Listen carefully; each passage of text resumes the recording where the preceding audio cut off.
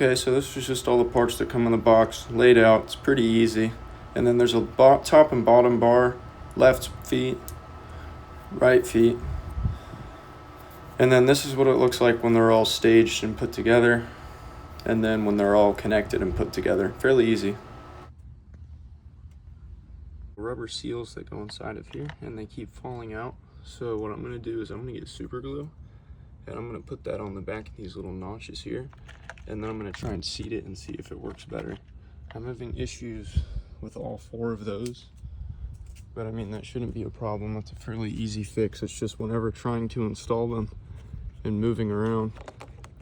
These little rubber seals, these are actually seated better than those ones, but we'll see how it works. One side, that one's glued and seated now. I'm using rapid fuse because I've used this quite a bit for just other plastic things in the past, and it literally like welds it together chemically. It'll melt one piece of plastic to another.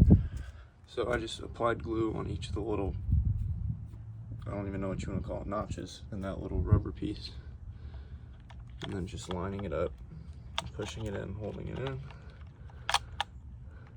And then that's all for that. So I'll give that a minute or two, let that set, and then I'll throw this back on my car. Those little rubber feet back on that one.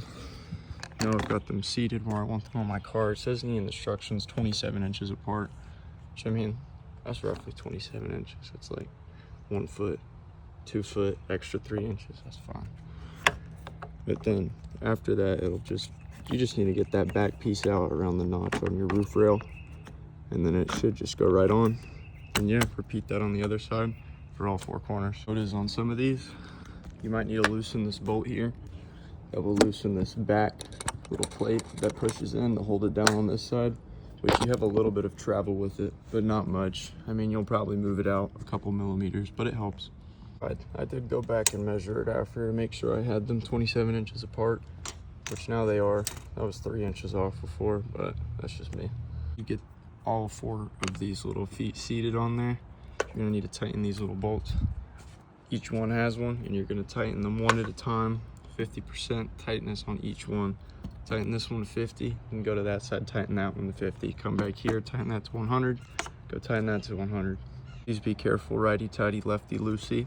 This shit will explode like a bomb if you let it out all the way. I did that yesterday, and there's a spring behind that nut, and it will just shoot it across your car into your yard. It's a mess.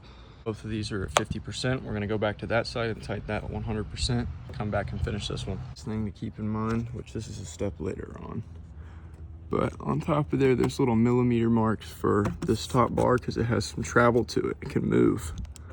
I've got mine, I believe those are 1 millimeter marks, and I've got mine at 3 millimeters, 3.5 millimeters, about right there. So it's the same on both sides, and this bar sits in the middle evenly. All of those steps we just did with that bar, we're gonna repeat it and do the exact same thing to the second. So once again, you're gonna tighten it 50% on one side, 50 on the other, then come back and finish and tighten it to 100%, then go back to the other side and tighten that to 100%.